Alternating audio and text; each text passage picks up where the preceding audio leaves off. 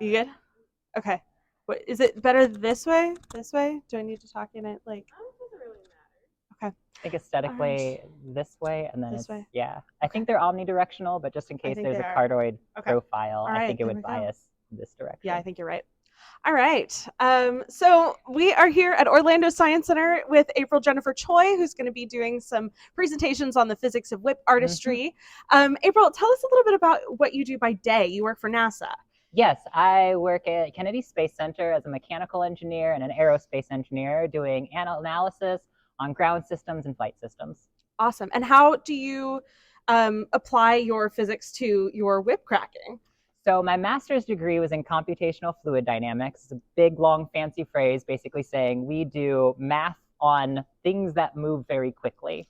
So there's a field of CFD known as compressible flows. So that's when air moves at a high enough velocity that the density finally varies. And that variability means that it's compressible, so the density changes.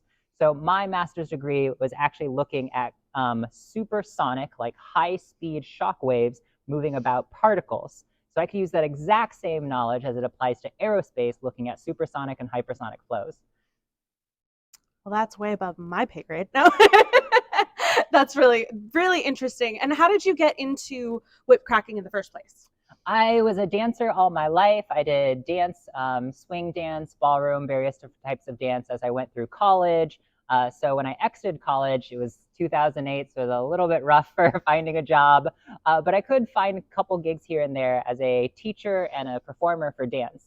I taught at circus festivals, and eventually, one of the circus festivals had a whip class that I was able to talk to. So my mentor for whip cracking is Brian Shank of Phoenix Fire Productions.